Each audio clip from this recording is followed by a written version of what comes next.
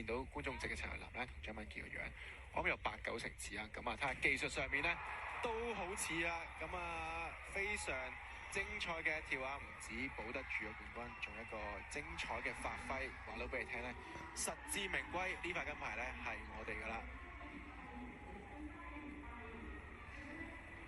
超強啊！喺呢一場嘅決賽啊，5輪嘅跳都係靚絕啊，3輪嘅自選動作全部都過80分嘅。應該都會見到9分嘅出現噶啦。